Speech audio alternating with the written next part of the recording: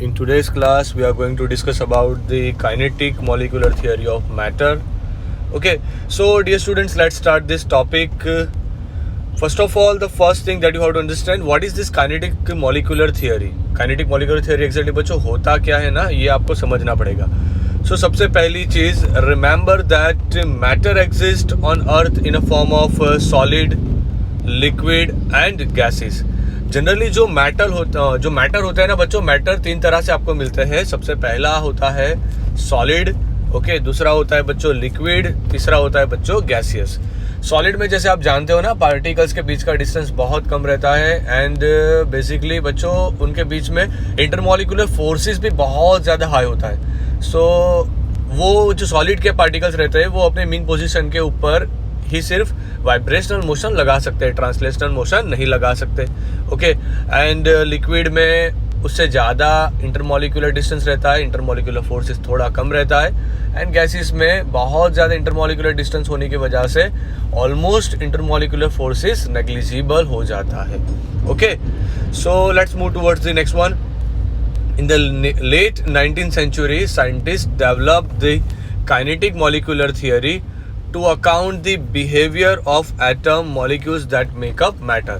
सबसे पहले उन लोगों ने क्या देखा, साइंटिस्ट लोगों ने एक स्टडी लगाई कि उन्होंने जो भी मॉलिक्यूल है ना, वो मॉलिक्यूल का काइनेटिक थियरी देखा. काइनेटिक थियरी का मीनिंग क्या होता है, फिजिक्स में जैसे आप पढ़े हो दो टर्म्स आते हैं. एक टर्म होता है बच्चों काइनेटिक्स, दूसरा टर्म्स होता है बच्चों डायनामिक्स. काइनेटिक्स का मतलब होता है कि उस टाइप की थियोरीज के जहाँ पे सिर्फ और सिर्फ हम लोग जो बन रहा है उसके ऊपर स्टडी करेंगे, उसके कॉजेस के बारे में डिस्कस नहीं करते. तो साइंटिस्ट लोगों ने देखा कि ये मॉलिक्यूल्स जो होते हैं वो सॉलिड, लिक्विड या गैसेस में कैसे कन्वर्ट हो जाते हैं. सही है, तो चलो स्टार्ट करते हैं बच्चों. The kinetic molecular theory is based on the idea of particles of matter are always in motion. Okay, ये आपको समझना है. जैसे कि हर पार्टिकल ले लो, आप कोई भी पार्टिकल ले लो, सॉलिड से ले लो, लिक्विड से ले लो या गैस से ले लो, सारे पार्टिकल्स जो रहेंगे ना बच्चों, वो सारे पार्टिकल्स रैंडम मोशन में रहते हैं. ओके, अब अगर आप लोगों ने उनकी मोशन कम करवा दी तो वो नज़दीक आ जाएंगे, सॉलिड में कन्वर्ट हो जाएंगे. अगर सॉलिड में रखे गए पार्टिकल्स की मोशन को ज़्यादा करवा दी या फिर उनकी एनर्जी बढ़ा दी तो वो लोग कन्वर्ट हो जाएंगे लिक्विड में. और ज़्यादा एनर्जी बढ़ाई या फिर और ज़्यादा उनकी मोशन बढ़ गई तो वो लोग कन्वर्ट हो जाएंगे बच्चों गैसेस में. ओके, तो ये बेसिक थियरी है. मतलब कि जो मॉलिक्यूल्स है वो काइनेटिकली बहुत ज़्यादा मोशन में है, तो उसकी मोशन को स्टडी करना ये साइंटिस्ट लोगों का टास्क था उस टाइम पे. ओके, सो देखते हैं बच्चों kinetic molecular theory of gases का. सबसे पहली चीज, the theory provide a model what is called an ideal gas. इस थियरी से, पूरी थियरी से एक चीज निकल के आई कि आइडियल गैस क्या है. जनरली बच्चों होता क्या है, हमारे इर्द गिर्द जितने भी गैसेस है ना, आप ले लो hydrogen, chlorine, nitrogen, carbon dioxide, sulphur dioxide, कोई भी गैसेस ले लो, वो सारे बच्चों रियल गैसेस है. अब रियल गैसेस का स्टडी करना थोड़ा नहीं बहुत डिफिकल्ट हो जाता है.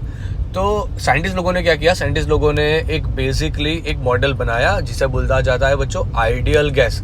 अब आइडियल गैस उन लोगों ने बनाया, आइडियल गैस वाला मॉडल बनाया. तो अब आइडियल गैस कौन सा होता है, कैसे गैसेस को आइडियल गैस बोलेंगे. ओके, तो वो देखना है आज. तो शुरू करते हैं बच्चों, कौन से गैसेस को आइडियल गैस बोला जाएगा. An ideal gas is an imaginary gas that perfectly fits all the assumption of kinetic molecular theory. Generally बच्चों आइडियल गैस किसे बोलना है आपको, वो गैस के जो 100% यहाँ दिए गए सारे अजम्पशन को फॉलो करें. मैं एक बात बता रहा हूँ, यहाँ पे एक चीज़ आपको फोकस करना है dear students. Here all are the assumption. वो होता नहीं है पर हम ऐसा इमेजिन करके चलते हैं, तब जाके गैसेस का स्टडी इजी हो जाएगा. मतलब आइडियल गैस की प्रॉपर्टीज क्या है वो अभी स्टडी करेंगे. शुरू करते हैं. Kinetic molecular theory of gas is based on the 5 following assumption. 5 assumption है. ओके, 5 अजम्पशन देखने हैं तो शुरुआत करते हैं सबसे पहले अजम्पशन की. So all dear students please take your notebook, pen and शुरुआत करते हैं सबसे पहले अजम्पशन नंबर 1 की. Gases consist of large number of tiny particles that are far apart relative to their size. Gases के जो भी पार्टिकल्स रहते हैं बच्चों वो बहुत ही दूर दूर रहते हैं. ओके, एंड वो बहुत सारे नंबर्स में होते हैं। ऐसा नहीं होगा कभी कि आपने कोई गैस लिया तो उसमें 3 मॉलिक्यूल, 4 मॉलिक्यूल, 10 मॉलिक्यूल, 100 मॉलिक्यूल, नहीं बच्चों। Okay, there will be number of molecules. Okay, most of the volume occupied by gas is empty space. बहुत इंपॉर्टेंट चीज बच्चों, यहाँ पे कंटेनर दिखाई दे रहा है, कंटेनर में देखो छोटे छोटे टाइनी पार्टिकल्स मैंने आपको बताए हैं। ओके, आप ध्यान से देखना वो सारे पार्टिकल्स के बीच में डिस्टेंस कितना सारा है, मतलब कि यहाँ पे बहुत ज्यादा एम्प्टी स्पेस है, बहुत ज्यादा एम्प्टी स्पेस। नोटिस करो बच्चों, अब एम्प्टी स्पेस ज्यादा तो घूमना भी ज्यादा हो सकता है ना, सही है कि नहीं सही है। अगर आपके पास बहुत बड़ा घर है जहाँ पे बाहर भी बहुत सारा खुला जगह है तो आप खेल सकते हो, सही है।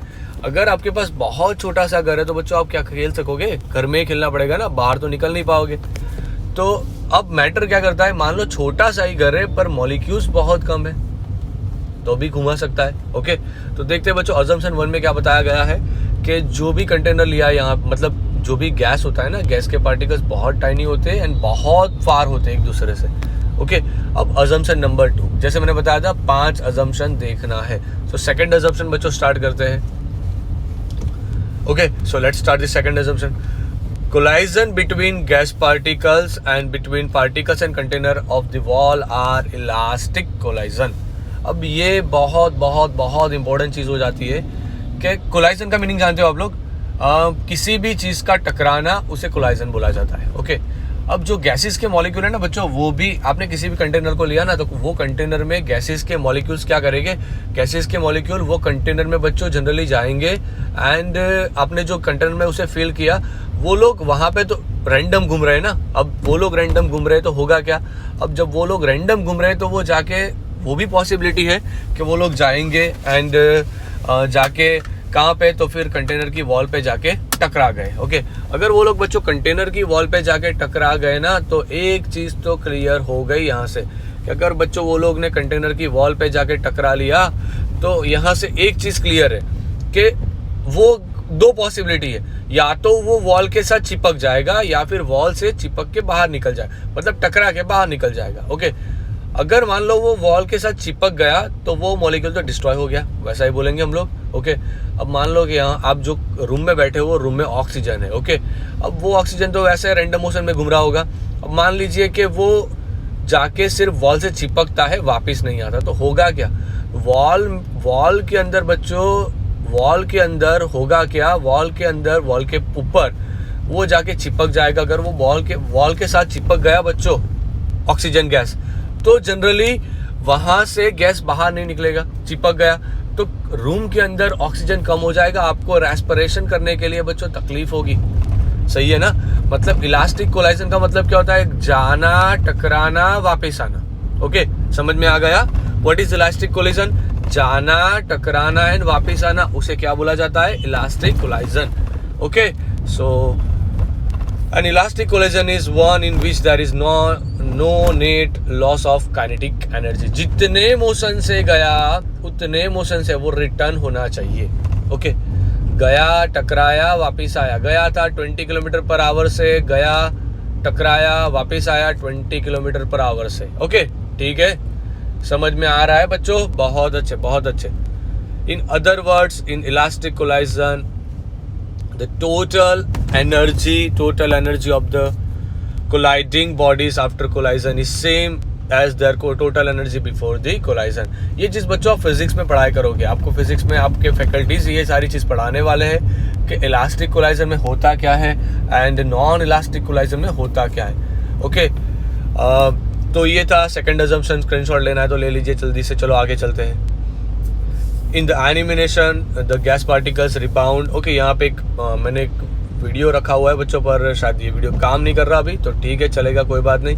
आप देख सकते हो कि मॉलिक्यूल्स जा रहे हैं, ओके, वॉल के साथ टकरा रहे हैं एंड टकरा के बच्चों वो मॉलिक्यूल्स वापिस भी आ रहे हैं।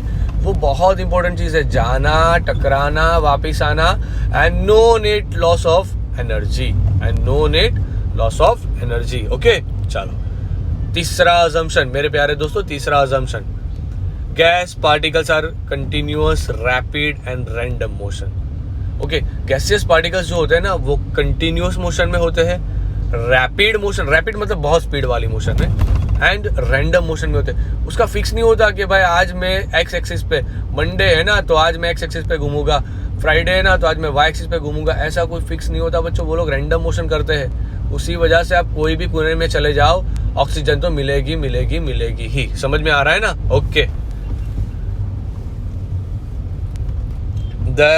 Therefore possess kinetic energy which is energy of motion। वो लोग बहुत ज्यादा घूमते हैं। ओके, जो मॉलिक्यूल मोशन में रहता है उसके पास क्या रहती है बच्चों? काइनेटिक एनर्जी रहती है। ये चीज आप पढ़े हो ना, kinetic energy K is equal to क्या होता है? K इज इक्वल टू होता है बच्चों 1/2 mv²। K is equal to क्या होता है dear students? K is equal to होता है 1/2 mv²। चलो बहुत अच्छे बच्चों, बहुत अच्छे। अब देखिए अजम्पशन नंबर 4 क्या है। मैंने बताया था 5 अजम्पशन है। अगर ये 5 अजम्पशन को फॉलो करे तो उसे क्या बोलना आप लोग? वेरी गुड, लिखो कमेंट बॉक्स में। उसे बोलना आइडियल गैस। उसे क्या बोलना आप? Ideal gas. दिमाग में जा रहा है ना बच्चों? बहुत अच्छे, बहुत अच्छे। चलो स्टार्ट करते हैं। चौथा अजम्पशन क्या है देखिए, there are no force of attraction और repulsion between the gas particle. बहुत बहुत, देखो यहाँ पे 2 गाय, मैंने यहाँ पे 2 काव आपको दिया है। ओके, क्या बताया है कि यहाँ पे ना तो अट्रैक्शन होगा ना तो रिपल्सन होगा। There are no force of attraction और repulsion between the gas particle. मान लीजिए कि एक ऑक्सीजन का पार्टिकल है, दूसरा ऑक्सीजन का पार्टिकल है, तो इन दोनों ऑक्सीजन पार्टिकल के बीच में ना तो अट्रैक्शन ना तो रिपल्सन। समझ में आ गया? चलो बहुत अच्छे बच्चों, बहुत अच्छे। मतलब कोई भी फोर्स नहीं लगेगा, नहीं तो नेट मतलब अगर फोर्स लगा अट्रैक्शन वाला तो मॉलिक्यूल चिपक जाएगा, रिपल्सन लगा तो मॉलिक्यूल दूर भागने का ट्राई करेगा। Okay, they are in continuous random motion. कई बार ऐसा भी होगा कि मॉलिक्यूल एक दूसरे के साथ कोलाइड हो गए, पर वो तो इलास्टिक कोलाइजन होता है ना, मतलब वो चिपकेंगे, मतलब टकराएंगे, एनर्जी रिबाउंड करेंगे, वापिस आ जाएंगे। That's it. ओके, अब बच्चों लास्ट अजम्पशन क्या है?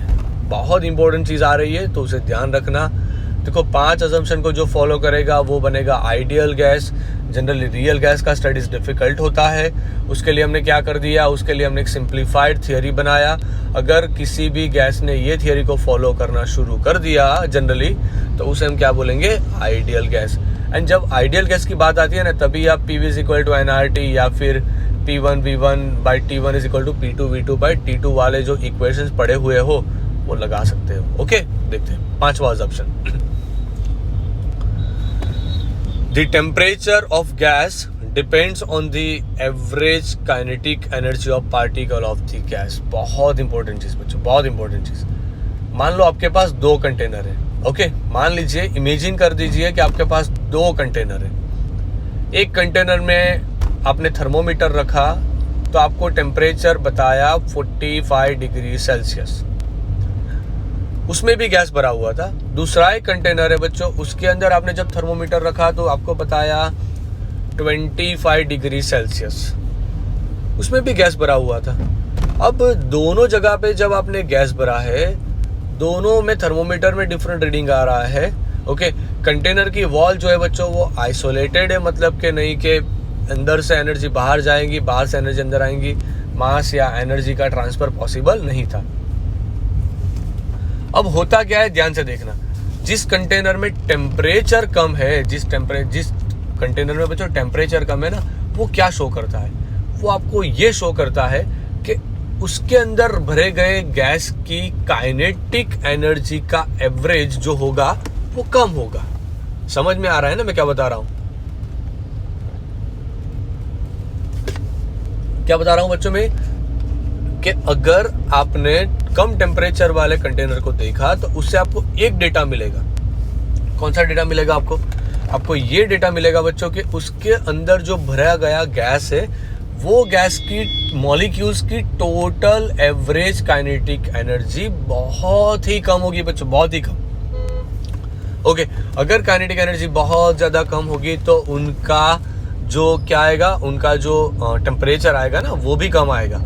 अगर किसी गैस में टेम्परेचर ज्यादा है तो इससे एक ही डेटा मिलता है आपको कि जो भी आपने गैस भरा हुआ है उस गैस का काइनेटिक एनर्जी का एवरेज ज्यादा है। समझ में आ गया? अगर मॉलिक्यूल की काइनेटिक एनर्जी ज्यादा बच्चों तो क्या बनेगा? तो उस केस में उसका टेम्परेचर हाई बनेगा। ओके, वो तो मैंने ऑलरेडी पढ़ाया हुआ है आपको। E is equal to 3/2 kBT से टेम्परेचर बढ़ा, एनर्जी बढ़ा तो टेम्परेचर बढ़ा। दैट्स इट, बात clear. The average speed and kinetic energy of gas particles increase with an increase in a temperature and decrease with decrease in a temperature। ये चीज़ बहुत simple है, मैंने ऑलरेडी ये इक्वेशन से समझाया हुआ है कि एनर्जी एंड टेम्परेचर का रिलेशन डायरेक्ट प्रोपोर्शनलिटी में जाता है ना। सो टेम्परेचर बढ़ा तो एनर्जी बढ़ा, एनर्जी बढ़ा तो टेम्परेचर बढ़ा।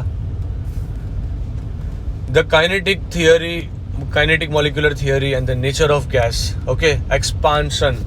अब एक्सपांशन क्या चीज़ है, ये दो बहुत इंपॉर्टेंट वर्ड है बच्चों। अब जब पुरानी गुजरात बोर्ड की टेक्स्ट बुक थी वहाँ पे ग्राहम रूल दिया था, यहाँ पे ग्राहम रूल नहीं है, तो ये इतना काम में नहीं आएगा, पर इम्पोर्टेंट तो है, तो उसे फोकस कर लेना, एक बार देख तो लेना जरूर से। ओके, एक्सपांशन क्या चीज़ है? Gas do not have definite shape और डिफाइनाइट वॉल्यूम। जैसे आप जानते हो बच्चों कि गैसेस जो होते हैं ना, उसका डिफाइनाइट शेप या डिफाइनाइट वॉल्यूम नहीं होता। मतलब कि मान लो आपने किसी भी कंटेनर में गैस को भरा, तो वो एक कॉर्नर में नहीं बैठेगा, पूरे कंटेनर में एक्सपांड होगा। हो गया दिमाग में? गई बात दिमाग में बच्चों? गई बात दिमाग में? चलो, बहुत अच्छे बच्चों, बहुत अच्छे। दूसरी एक जो इम्पोर्टेंट चीज़ है उसे देख लेते हैं। दूसरा एक term, gas particles move rapidly in all direction without significant attraction between them. वो लोग घूमते हैं बच्चों, रैंडम मोशन में घूमते हैं, ऐसे वैसे घूमते रहेंगे, कहीं पर भी घूमते रहेंगे। ओके, समझ में आ रहा है? चलो, बहुत अच्छे। अब फ्लूइडिटी क्या वर्ड है बच्चों? Because the attractive forces between gas particle are insignificant, gas particle glide easily past one another. मतलब वो लोग बहुत आसानी से फ्लो कर सकते हैं। ओके, इसलिए तो हम लोग गैस एंड लिक्विड को क्या बोलते हैं बच्चों? गैस एंड लिक्विड को हम लोग बोलते हैं फ्लूइड। क्या बोलते हैं हम? फ्लूइड। ओके, चलो, बहुत अच्छे बच्चों। Because liquids and gases flow, they both refer to as a fluid. Gas and liquid दोनों फ्लो कर सकते हैं ना, तो हम लोग उसे क्या बताते हैं? हम लोग उसे बताते हैं बच्चों फ्लूइड्स। Low density. अब आप जैसे जानते हो कि डेंसिटी ऑफ गैस कैसा रहता है? डेंसिटी ऑफ गैस बहुत कम रहता है। अब डेंसिटी ऑफ गैस कम क्यों रहता है बच्चों? तो ये भी एक बहुत इंपॉर्टेंट डिस्कशन है। सो डेंसिटी ऑफ गैस कम इसलिए रहता है क्योंकि यहाँ पे अगर आप ध्यान से देखो तो the density of gaseous substance at atmospheric pressure is about 1/1000 of the density of the same substance in liquid और सॉलिड। बिकॉज ये होने का रीजन क्या है? उनका वॉल्यूम जो होता है ना, density rho is equal to होता है मास बाय वॉल्यूम। वॉल्यूम उसका बहुत ज़्यादा हो जाता है कंटेनर के हिसाब से, तो डेंसिटी क्या हो जाएगा? कम हो जाएगा। The reason is that particles are so much far apart in a gaseous state. Compressibility. During the compression, the gas particle which are initially very far are crowded close to the each other. जैसे आप जानते हो बच्चों कि gases को compress किया जा सकता है। अगर आप किसी चीज़ को कंप्रेस कर पाओ तो उसके मॉलिक्यूल नज़दीक आएंगे, उसके बीच का इंटरमॉलिक्यूलर डिस्टेंस कम हो जाएगा एंड उसके बीच में इंटरमॉलिक्यूलर फोर्सेस क्या हो जाएगा बच्चों? बढ़ जाएगा। Okay, diffusion and effusion. Gases sprayed out mix with one another even without stirred. ये बहुत इंपॉर्टेंट चीज़ है। आपने एक कंटेनर में ऑक्सीजन लिया एंड वही कंटेनर में नाइट्रोजन डाल दिया। अब आपने स्टीर करने की कोई ज़रूरत ही नहीं है बच्चों, वो दोनों अपने आप ही एक दूसरे में घुल जाएंगे। ओके, समझ में आ रहा है?